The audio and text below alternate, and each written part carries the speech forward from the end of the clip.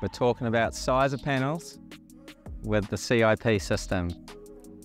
So we have casting tables that we work from to make up the size of the panels, and the maximum size of that panel is 28 feet 9 5/8 inches long by 13 feet 1/4 inch tall. Now those panels can be put horizontally, as we have here, or vertically. Doesn't matter, but those right now is the maximum size of our panels, and you can make the panels smaller in each direction.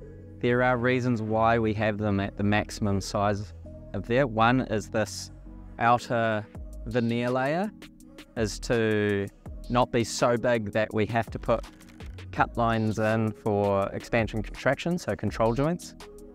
And the other one is the size of crane that we're bringing to site. We don't want that crane to be too big because we're just building houses. We're not building big commercial projects where the crane's going to be sitting there for months. We're just bringing a crane in every week and just picking up panels and moving them around. So we don't want to be paying for a big crane to come to site.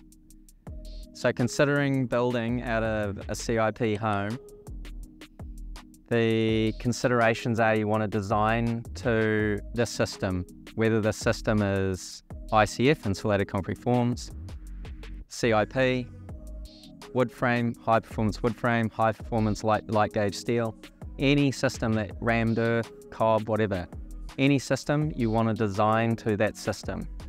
So when a client comes to us, or a client brings an architect to us, we collaborate with the architect in that pre-construction phase to get the most efficiency out of the system, and less costs are not an issue.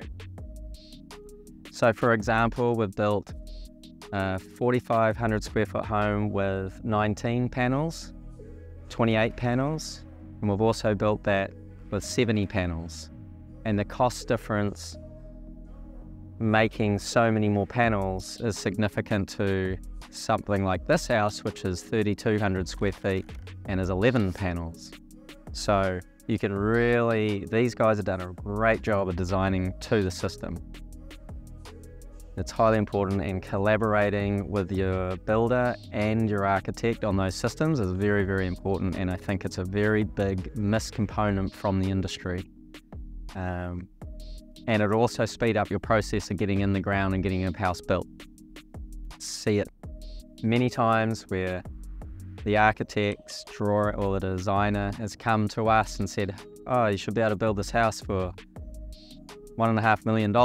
And reality is it's $4 million or $3 million. And then we go back through a design phase. So there's a lot of wasted costs.